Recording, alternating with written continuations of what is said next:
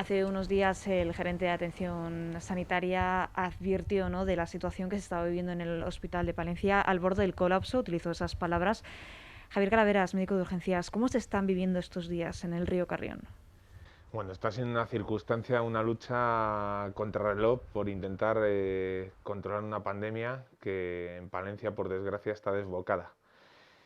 A nivel hospitalario, pues yo creo que el doctor López Mesa pues, lo dijo claramente, ¿no? Tenemos una situación de colapso, de déficit de sitio.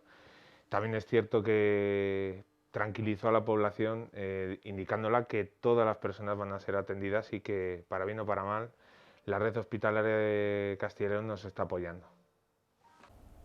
Se está al borde del colapso, Javier, porque es verdad que en la primera ola también fue una situación muy complicada, pero ahora se junta que se siguen atendiendo otras patologías y entonces o se ven en la situación de tener que trasladar pacientes a Valladolid o a Burgos. No sé exactamente qué ambiente también, ¿no?, se está viviendo en el hospital entre los propios profesionales, cómo lo están viviendo los propios pacientes que están allí ingresados estos días.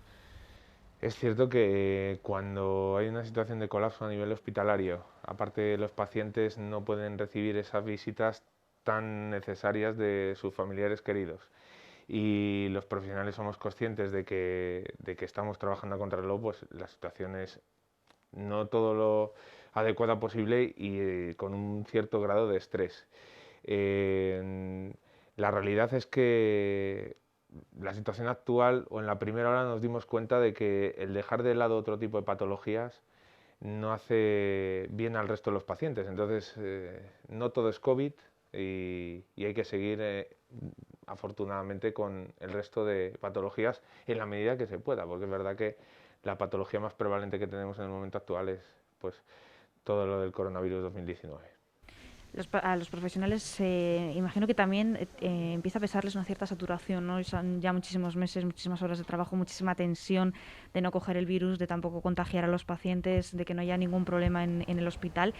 A lo mejor en marzo se sentía aún con más fuerza, pero me imagino que todo pues va cansando, ¿no? Se van a cumplir casi 12 meses y ha sido mucha la carga profesional de estos trabajadores.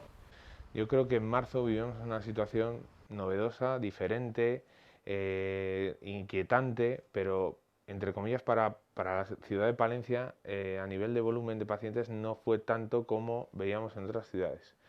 Sin embargo, la situación actual nos implica un índice de atención muy elevado, que no lo vivimos en ese momento, y también es verdad que un cansancio por todo un año de una situación que ya conocemos, pero que vemos que no la ponemos remedio. Nosotros siempre apelamos pues, a la responsabilidad individual y social. Usted además que trabaja en el área de urgencias, ¿cómo están siendo estos días? ¿Cuál es el volumen de pacientes que llegan o cuál es el protocolo a seguir para saber si tienen o no COVID? La mayoría de los pacientes que estamos recibiendo ya vienen con el test antigénico pues, positivo o negativo. Entonces, si el paciente tiene el test antigénico positivo, directamente son atendidos en la zona de coronavirus. Si tuviera un test antigénico negativo, pero entendemos que reúne las características similares a dicha patología, pues también se le atiende en esa zona.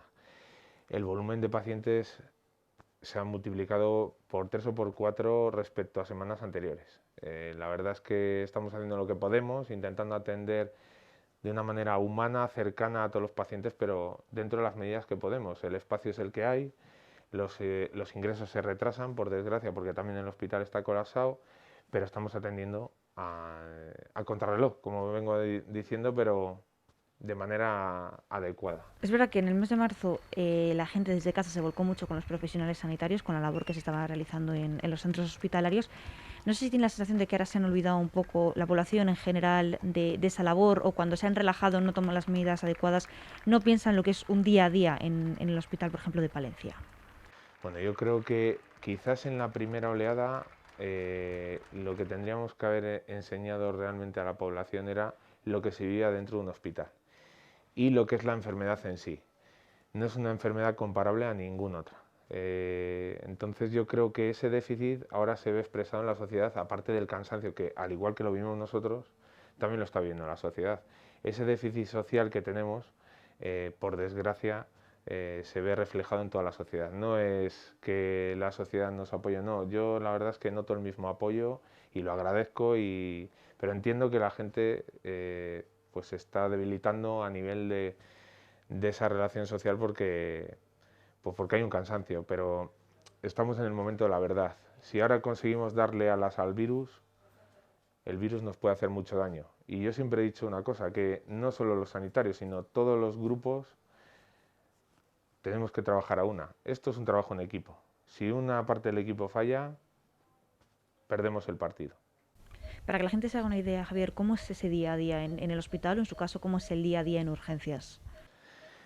Es un trabajo duro, sobre todo a nivel emocional, porque desde el primer momento que el paciente entra en el área de coronavirus lo hace solo, con un miedo atroz y con una incertidumbre impresionante.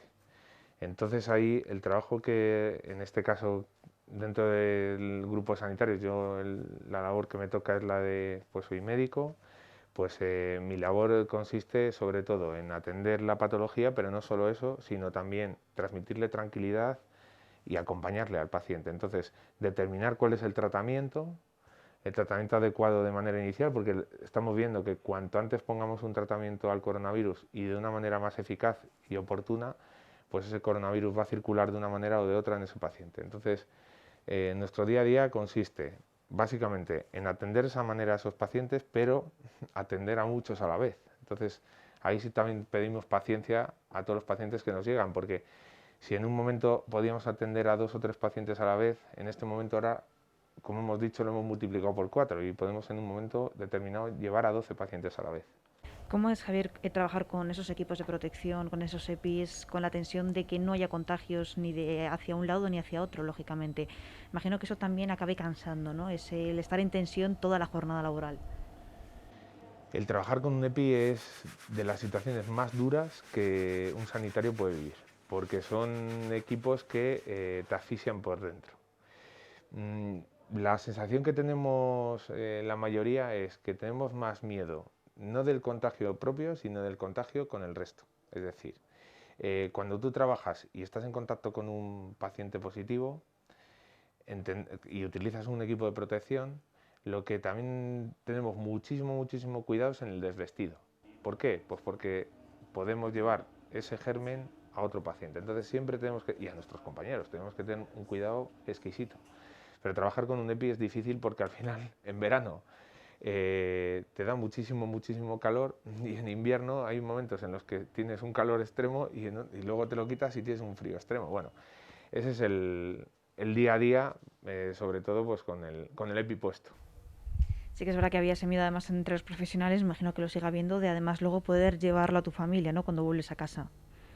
Yo creo que nuestra vida ha cambiado totalmente. De ser una vida, en mi caso, social y además que siempre he entendido que el abrazo, el estar con la gente, el estar con la familia, a llevar una vida solitaria porque entiendes que el contagio al resto, el síndrome del contagiador es terrible.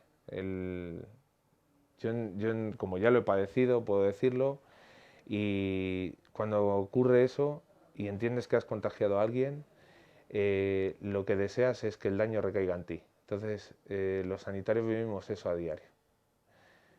No queremos contagiar al resto porque al final tenemos muchas posibilidades de hacerlo y para eso nos aislamos. Entonces, y luego si lo padeces, deseas que eso, que los demás estén bien y que todo lo que pase te pase a ti. Estos días, Javier, que se está celebrando el cribado en Palencia Capital, sirve para detectar asintomáticos. Es verdad que está habiendo una altísima participación en ese cribado. Mucha gente obtiene ese negativo, pero no hay que confiarse ni hay que relajarse, ni mucho menos. Sí, o sea, yo estoy escuchando en las redes sociales comentarios de todo tipo.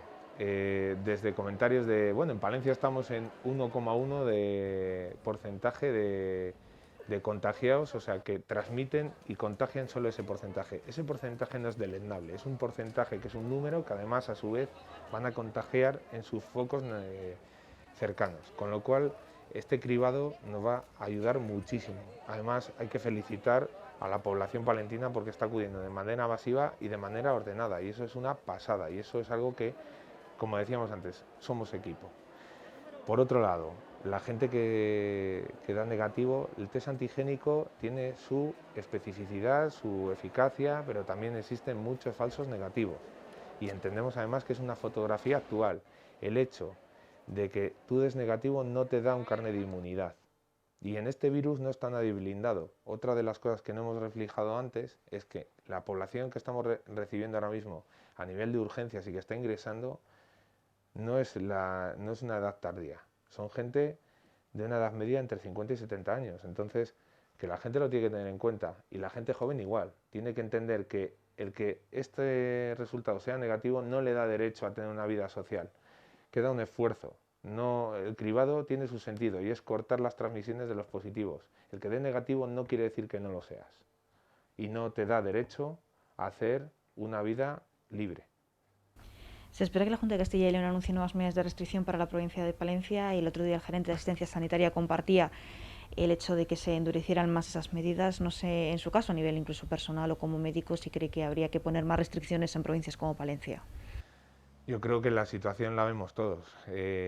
Por desgracia, Palencia estamos viendo momentos críticos en los que lo que tiene que primar ahora mismo es intentar que la mayoría de las personas tengan un estado de salud óptimo y que haya el menor número de pérdidas de vidas posibles. Y para eso, por desgracia, no nos queda otra que autoconfinarnos de momento y esperar noticias de la Junta de Castilla y León. Pero si yo abogo por un confinamiento, yo creo que ahora mismo la única solución que tenemos es esa, porque si lo fue eficaz en otros momentos, pues creo que en el momento actual necesitaríamos un confinamiento corto, estricto, para volver a... porque cortamos todas las cadenas de transmisión.